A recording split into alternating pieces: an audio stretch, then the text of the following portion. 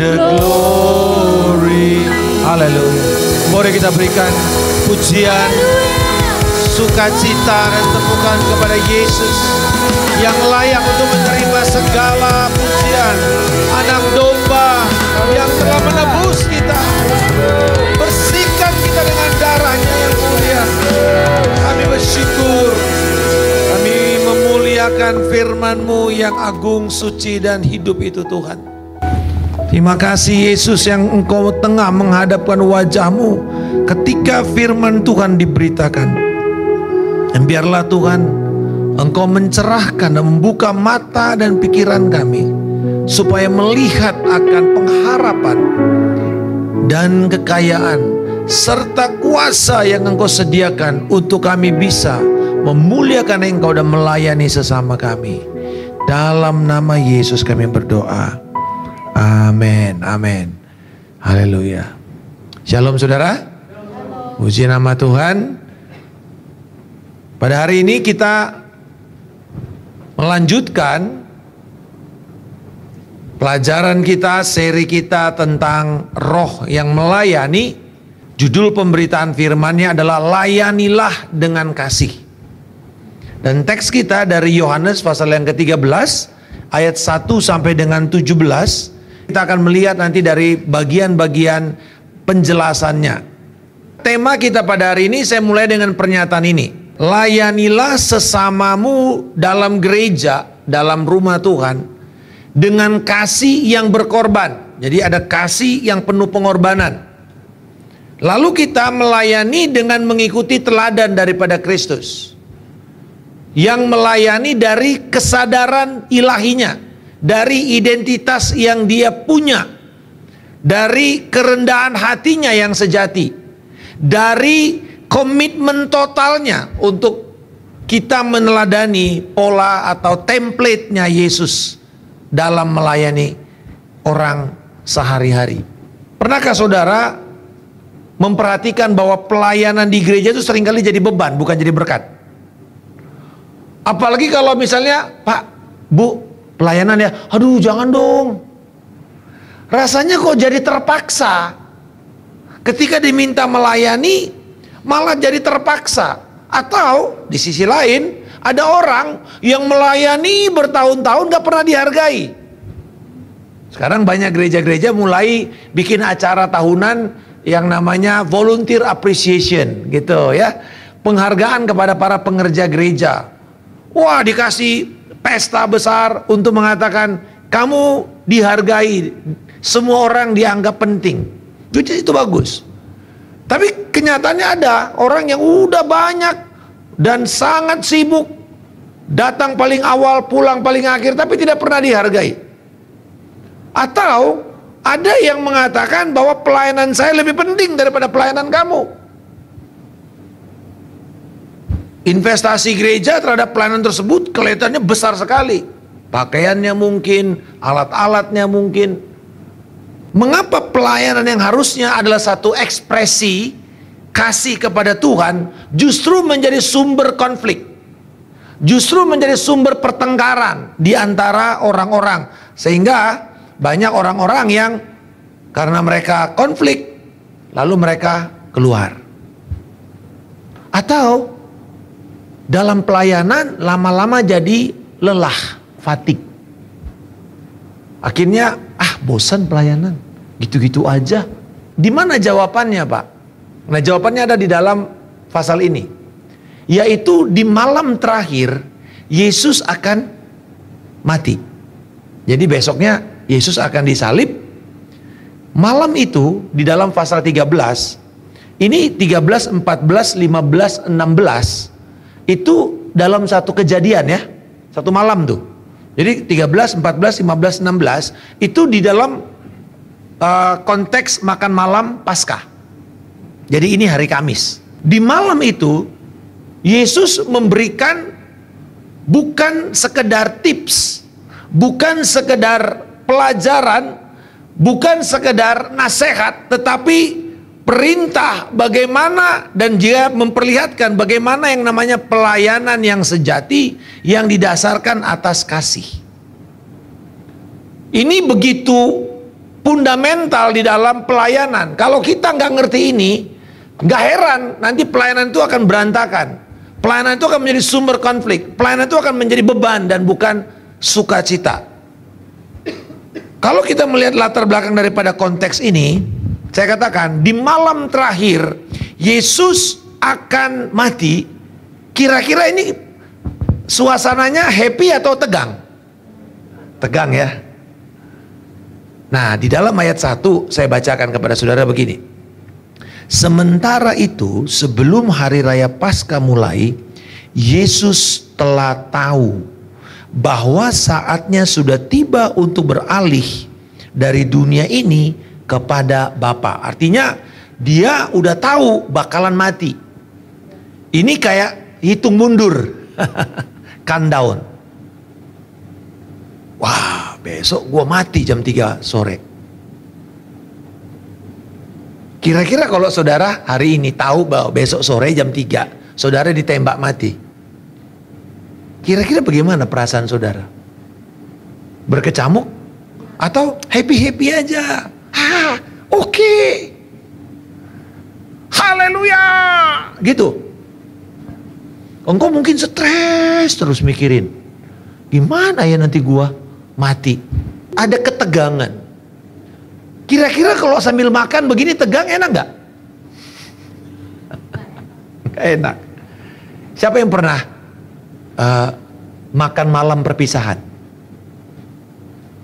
Makan malam nih, tapi perpisahan. Mungkin kamu gak ketemu lagi. Atau kalau ada satu suku ya orang Tapanuli, ini orang mau meninggal nih, dikasih makan. Itu rasanya makan pesta atau acara makan yang paling tidak enak, karena kita tahu abis kita kasih makan orang ini nggak lama lagi nggak ada, meninggal.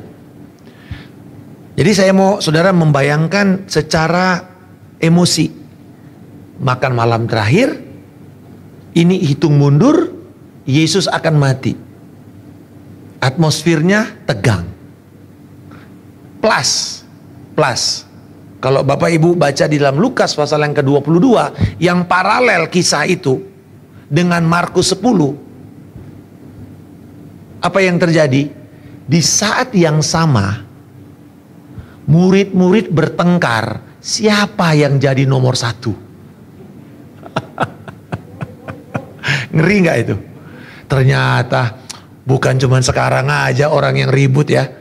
Kalau pemimpinnya mau mati, lalu sibuk, siapa yang akan menjadi berebut mendapat takhta? Dari dulu murid-murid juga sama. Kepengen siapa yang jadi nomor 1. Ribut loh. 10 orang ini berantem hanya karena Yohanes dan Yakobus bilang, aku mau ada di kiri kananmu. Maknya ikut campur lagi.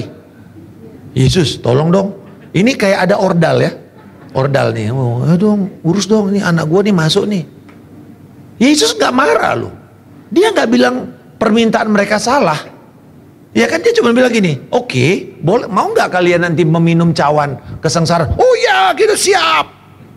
Dan dia bilang, oke, kamu pasti akan juga menderita. Tapi untuk urusan itu gak ada ordal, mohon maaf.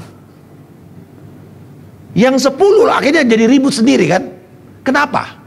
Apakah karena permintaan mereka salah? Bukan, karena mereka juga kepengen.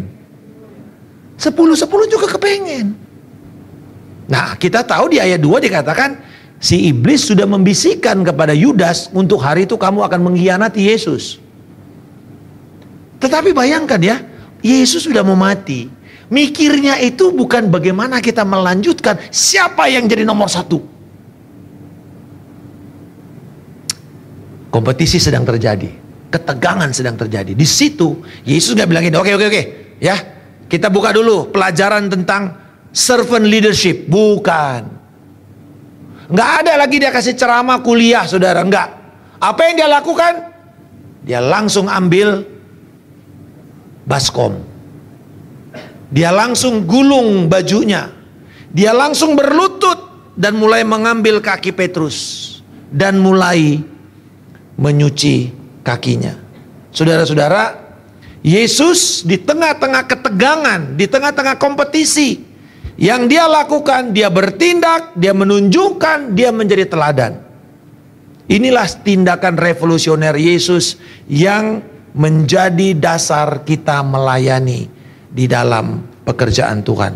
Nah, ada 3 hal yang akan kita pelajari dalam konteks ini. Yang pertama, kenapa Yesus melayani dengan kasih? Karena dia tahu identitasnya.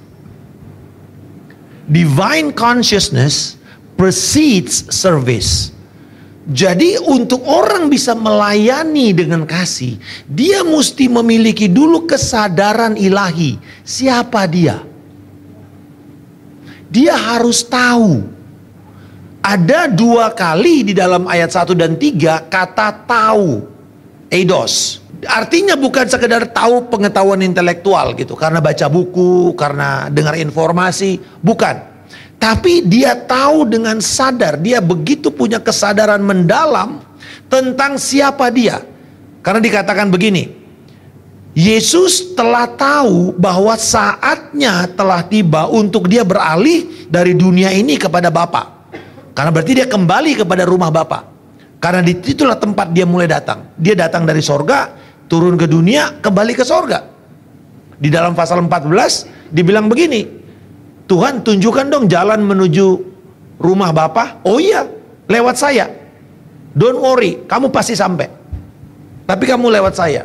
Dia punya kesadaran yang begitu kuat bahwa dia datang dari Bapa. Untuk orang itu bisa melayani, dia mesti sadar akan identitasnya. Pelayanan dimulai dari identitas yang benar. Kalau identitas ini bermasalah, maka nanti akan kelihatan di dalam pelayanan tersebut. Yesus melayani bukan karena terpaksa. Bukan karena dia tidak punya pilihan. Ayo sudahlah, tidak ada lagi pilihan apa, kerjaannya sudah melayani saja. Bukan karena dia pensiun. Ada orang, oh ya nanti saya melayani kalau saya sudah pensiun. Kalau saya sudah tidak ada lagi kerjaan, kesibukan yang setiap hari. Bukan. Bukan karena terpaksa, bukan karena dia tidak punya pilihan, bukan karena dia sudah tidak punya kerjaan, tetapi karena dia tahu persis dari mana dia datang dan kemana dia akan pergi. Dia tahu persis. Dia nggak akan bingung dengan destininya, saudara. Segala sesuatu dia serahkan kepada Bapa. Dia tahu bahwa dia punya otoritas. Minggu lalu kita sudah belajar bahwa Kristus adalah Allah yang punya otoritas tertinggi, tapi bersedia untuk melayani, dan itu adalah sesuatu yang tidak pernah ada di dalam muka bumi ini. Tidak pernah ada di dalam gambaran dewa-dewa yang ada di dalam kepercayaan apapun. Allahnya turun untuk melayani, nggak ada. Itu hanya diperlihatkan di dalam Yesus Kristus. Ini memberikan kepada kita prinsip kebenaran bahwa pelayanan sejati lahir dari identitas yang secure, identitas yang penuh dengan rasa aman, bukan dari insecurity yang tujuannya mencari validasi, mencari penerimaan. Kalau orang tersebut nggak secure dengan dirinya, maka dia akan cari pelayanan, mungkin pakaian, untuk orang bilang, weh lu hebat, lu keren, lu memang betul-betul pinter, kepemimpinanmu, kamu orang yang punya talenta, karismatik. Kalau kita tidak punya security, maka itulah yang akan kita dorong. Kita pakai pelayanan untuk validasi kita. Tapi kalau kita sudah punya rasa aman, lalu kita melayani, mau nanti orang puji kita, nggak puji kita, mau kita malah dianggap remeh, tidak dianggap, buat kita nggak ada lagi pengaruhnya buat saya. Pelayanan yang sejati lahir dari rasa aman, lahir dari identitas yang pulih, yang sembuh. Itu sebabnya saya paling nggak terima ada orang bilang begini, Pak, aku mau melayani, buat apa? Supaya aku lebih dekat sama Tuhan. Saya bilang nggak usah. Itu alasan yang salah melayani. Justru karena kamu sudah dekat dengan Tuhan, sudah punya relasi, sudah punya identitas yang baik, kamu mengekspresikan itu dalam bentuk pelayanan. Ada amin saudara. Secure dulu di sini, sembuh dulu. Saya ngobrol sama beberapa orang hamba-hamba Tuhan. Dia bilang begini, Pak, keadaan gereja-gereja di Indonesia saat ini, gereja menuntut jemaatnya untuk melayani, tetapi nggak pernah peduli dengan kesembuhan rohani mereka. Mereka luka disuruh pelayanan, hanya karena mereka pintar, hanya karena mereka bertalenta, hanya karena mereka jago melakukan ini dan itu. Tapi dalamnya rusak. Sehingga orang yang rusak, orang yang defektif akan membuat rusuh nantinya. Bukankah itu sebuah prinsip? Orang sakit atau orang luka akan melukai orang lain. Orang pahit akan memahitkan orang lain. Makanya Yesus mengatakan sembuh dulu kamu.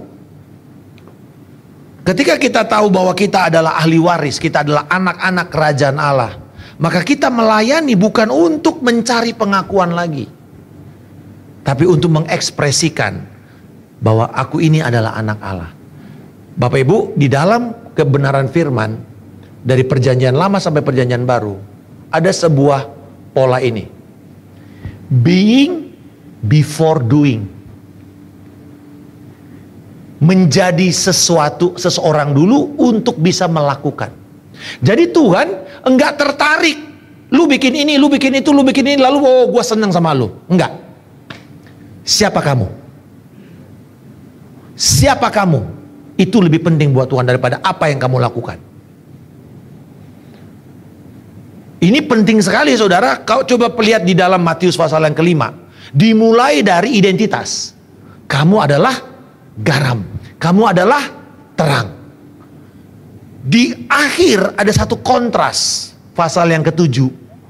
Orang Farisi udah diajar, udah denger, nggak mudeng. Karena buktinya mereka bilang begini, Tuhan, Tuhan, Tuhan. Nah di hari terakhir, bukankah kami telah bernubuat? Bukankah kami telah begini? Bukankah kami telah begitu? Tuhan bilang apa? Enyahlah engkau, aku tidak mengenal. Nah mengenal itu kan identitas. Tuhan selalu mulai dari identitas, bukan dari pekerjaanmu. Tapi dunia kebalik, pekerjaanmu menentukan identitasmu. Jangan, aman dulu dengan siapa saya dalam Tuhan. Amin. Sembuh dulu. Yakin dulu siapa kamu di dalam Kristus. Supaya kamu nggak cari-cari validitas kepada orang lain.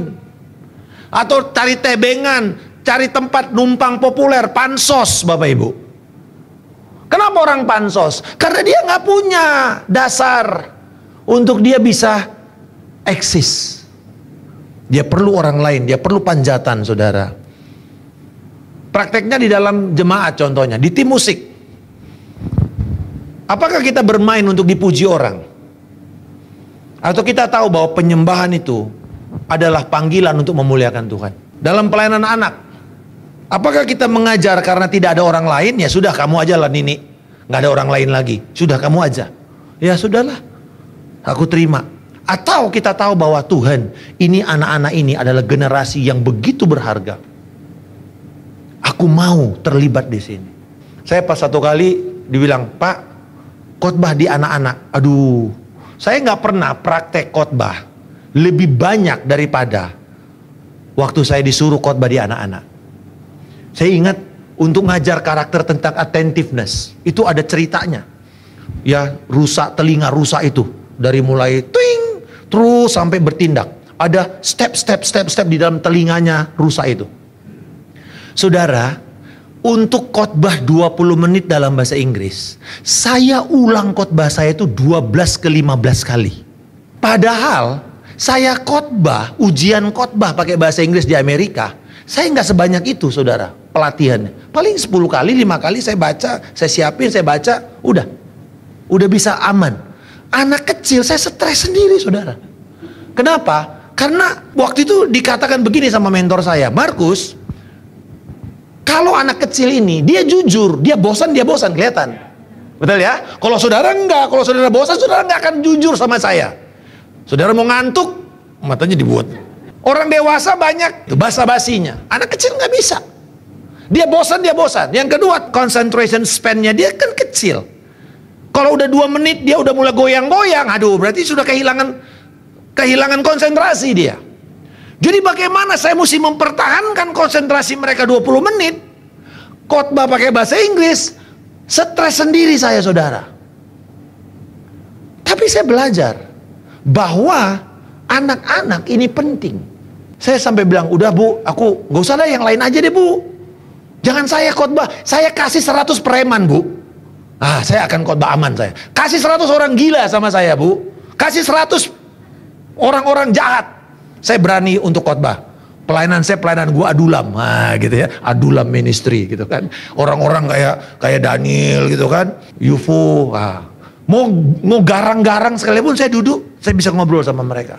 Tapi anak kecil, aduh, saya bilang Tuhan, jauhkanlah pencobaan ini daripada. Saudara, siapa yang jujur? Siapa yang pernah melayani anak kecil? Jujur, mudah apa? Susah? Nggak mudah. Seringkali pelayanan anak dianggap sebagai pelayanan kelas kambing. Udah apa adanya aja lah. Padahal kita tahu mereka jiwa-jiwa. Di dalam pelayanan kepemimpinan misalnya, bahwa apakah kita memimpin untuk dikagumi, atau kita memimpin karena kita dipercayakan domba-domba untuk digembalakan. Apakah kita memakai domba-domba ini untuk promosi diri kita, atau melayani domba-domba ini supaya mereka lebih dipakai Tuhan, lebih hebat daripada gembalanya. Jadi yang pertama, kita melayani dalam kasih karena kita tahu siapa kita. Kita sembuh dulu. Kita punya identitas kita dalam Kristus yang aman. Nah yang kedua, kita melayani dalam kasih akhir dari posisi kekuatan. Apa maksudnya? Di dalam ayat 13 dan 14, kamu menyebut aku guru dan Tuhan, dan katamu itu tepat. Sebab memang akulah guru dan Tuhan. Jadi jikalau aku, Tuhan dan gurumu, membasuh kakimu, kamu pun wajib saling membasuh kakimu. Poin yang kedua ini, latar belakangnya adalah kebesaran, kehebatan, greatness, redefined through humble service. Bahwa seorang yang hebat, seorang yang agung, seorang yang besar itu ditentukan oleh pelayanannya yang penuh dengan kerendahan hati. Yesus, dia bilang gini, engkau guru, engkau Tuhan, engkau kurios. Kurios itu adalah Yahweh di dalam bahasa Yunani. Jadi orang Yahudi menerjemahkan kata Yahweh, tetragamon itu, YHWH itu, di dalam bahasa Yunani dipakai kata kurios, kurion, Tuhan. Yesus mengatakan, dia nggak bilang, oh aku bukan Tuhan, aku bukan Tuhan, enggak loh. Kamu bilang aku guru, kamu bilang aku Tuhan, betul katamu itu. Jadi Yesus bukannya orang yang nggak tahu siapa dia. Seringkali kan kita merendah, tapi merendah sebenarnya sombong. Oh bukan kok, bukan gitu kok. Bukan saudara, rendah diri dengan rendah hati beda. Rendah diri tidak mau menerima apa yang Tuhan tetapkan kepada dia. Itu orang rendah diri. Orang rendah hati adalah orang yang menerima siapa mereka di dalam Kristus. Apa yang firman Tuhan katakan tentang diri mereka, lalu mereka terima, itulah orang rendah hati. Orang rendah diri menolak apa yang Tuhan katakan tentang diri mereka. Itu orang rendah diri, itu orang yang insecure. Contoh misalnya ketika Petrus, Tuhan mengatakan, mulai hari ini Simon, kamu ganti namamu, bukan lagi Simon tapi Kefas. Dalam bahasa Ibraninya Kefas itu artinya batu karang, Petros.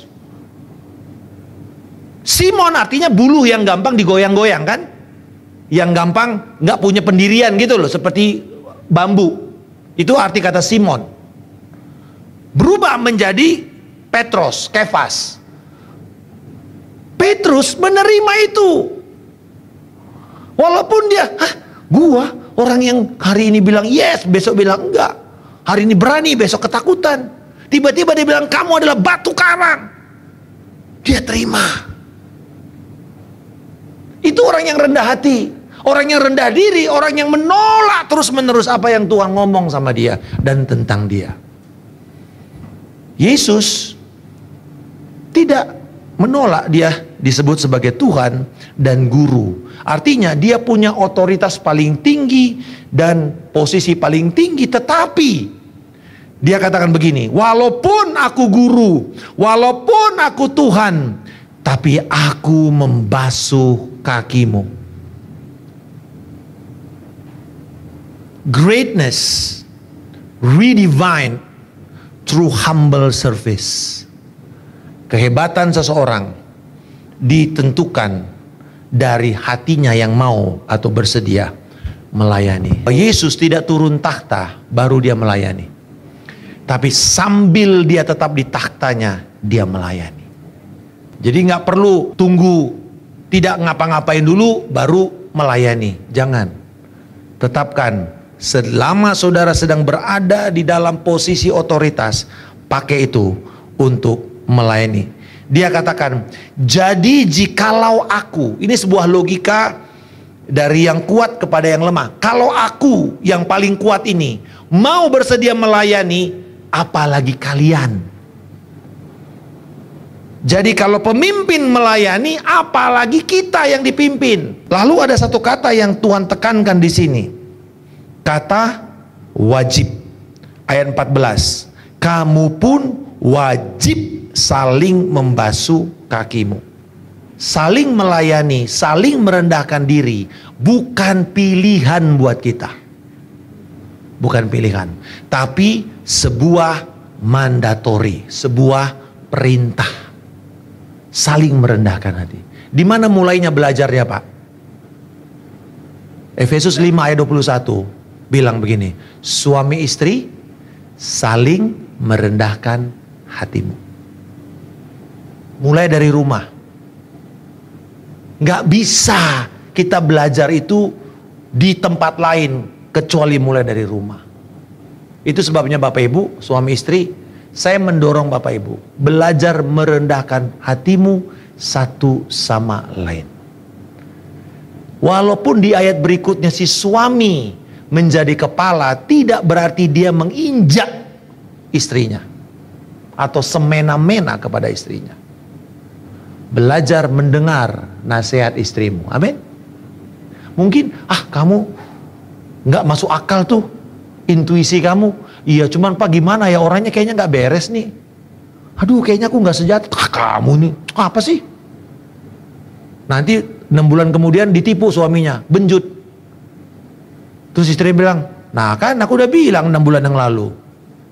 Tuh kan, tapi suaminya udah benjol dulu. Bapak Ibu, nggak perlu juga ketika kita mengalami suami saudara gagal walaupun sudah ngomong, ya sudah, belajar terima kesalahan dan berharap bahwa dia tidak mengulangi lagi kebodohan yang sama. Pelayanan sejati bukan tanda kelemahan, melainkan tanda kekuatan. Dunia mengatakan, kalau kamu kuat, kuasai orang lain, tindas orang lain. Tapi Tuhan mengatakan, kalau kamu kuat, layani orang lain. Strong people serve. Sama-sama katakan, strong people serve. Weak people dominate. Orang kuat itu, orang yang hebat, orang yang luar biasa, itu justru mau melayani. Tapi orang lemah, kroco, biasanya mau nindas-nindas orang yang di bawahnya. Merasa dirinya baru punya sedikit aja kekuasaan, langsung merasa sepertinya dia penguasa semuanya. Orang-orang hebat ketika dia melakukan hal-hal yang kelihatannya sangat remeh-temeh, disitulah kekuatannya. Dia nggak harus melakukan itu, tapi kalau dia lakukan, itulah wujud daripada karakternya. Pengalaman kita itu aset. Saudara-saudara yang banyak melayani, sudah bertahun-tahun melayani, pakailah itu sebagai aset untuk saudara bisa melayani lebih efektif lagi. Dan yang terakhir, teladan, pola dari Yesus sudah dibuat. Menarik sekali kata ayat 15 dan 17 ini, sebab aku telah memberikan suatu teladan. Katakan sama-sama teladan. Supaya kamu berbuat sama seperti yang telah kuperbuat kepadamu. Jikalau kamu tahu semuanya ini, maka berbahagialah kamu jika kamu melakukannya. Kata teladan di situ, kalau bahasa sekarang itu adalah template. Oke, template. Ya, kalau kita bikin PowerPoint atau keynote, ada template yang sudah disiapkan. Kita cuma isi-isi aja. Nanti hasilnya persis sama. Canva gitu kan sudah punya template. Kita tinggal ganti-ganti aja. Wah, kelihatannya kamu keren banget, jago banget. Karena orang yang membuat itu sudah membuat template. Yesus mengatakan begini, mau tahu pelayanan yang datang dari kasih? Ikutin template saya. Kamu lakukan persis seperti yang saya lakukan, kamu pasti akan luar biasa. Kamu akan mencerminkan aku bagi dunia ini. Jadi ngapain lagi cari-cari model yang lain? Model-model manusia, model-model kemanusiaan yang fokusnya kepada diri sendiri. Ikutin template-nya Yesus.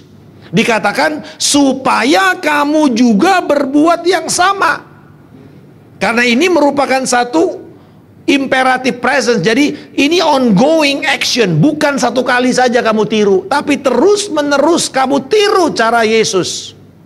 Cara Yesus melayani, cara Yesus menegur, cara Yesus menebus, cara Yesus memulihkan orang. Ikutin template-nya dia.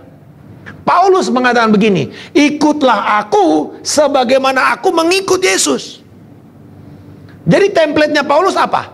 Yesus.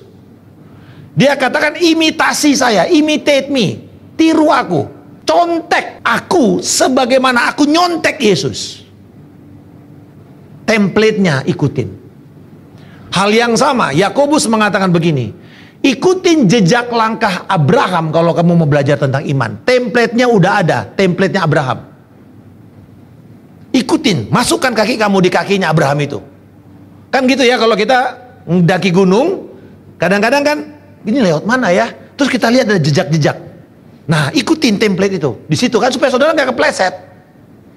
Orang yang berjalan di depan sudah tetap taruh itu. Di sini tempatnya. Kalau di sini kamu aman. Lewat sedikit kamu kepleset. Maka kita mesti jalan persis di template itu. Gitu kan? Sama. Dalam kita melayani dengan kasih, ada template yang Tuhan sudah siapkan. Dan ini akan menjadi satu gaya hidup. Dan dikatakan hasilnya apa? Berkat. Berkat tidak datang dari kamu mengetahui, tapi datang karena kamu melakukannya. Pengetahuan tanpa praktek merupakan kemunafikan. Di sini kita punya kesempatan untuk melakukan, praktekkan apa yang kita pelajari. Kebahagiaan yang sejati dalam orang Kristen datang karena melakukan, bukan karena sekedar percaya. Aku tahu, aku terima. Enggak, lakukan, bertindak di atasnya. Dan saya mau tutup dengan 3 hal ini sebagai call to action kita. Yang pertama, ketahui identitasmu. Tanamkan ini. Siapa kamu dalam Kristus? Mungkin kamu gak punya jabatan, gak apa-apa. Bukan karena kamu gak punya jabatan, kamu gak bisa punya pengaruh. Maxwell bilang, kepemimpinan yang paling rendah itu adalah kepemimpinan karena jabatan. Di atas itu yang lebih tinggi adalah kepemimpinan karena pengaruh.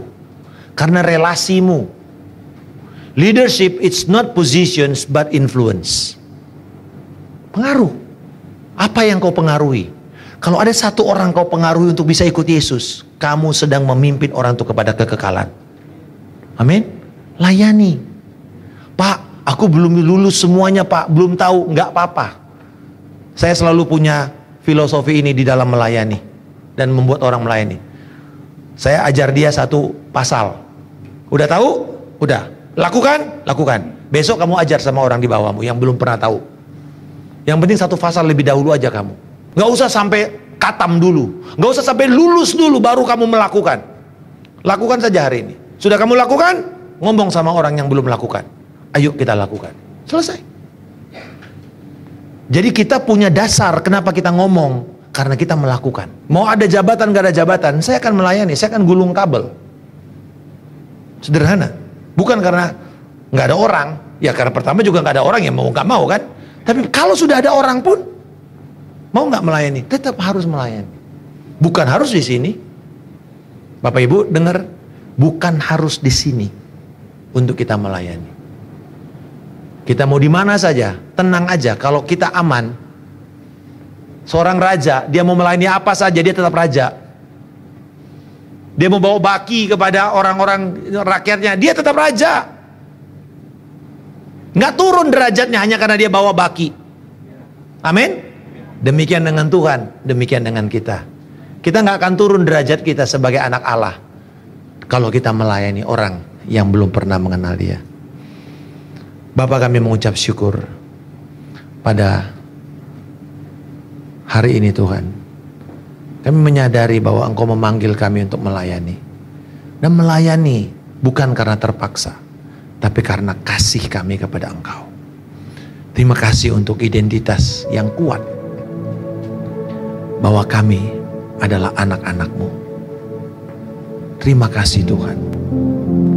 Kami bersyukur untuk kasih setia-Mu ini. Terpujilah Engkau Tuhan. Di dalam nama Tuhan Yesus Kristus, teguhkan kebenaran ini. Kami punya identitas yang kuat. Kami belajar hidup di dalam kerendahan hati. Dan kami mengikuti pola Kristus senantiasa. Di dalam nama Yesus kami berdoa. Amin.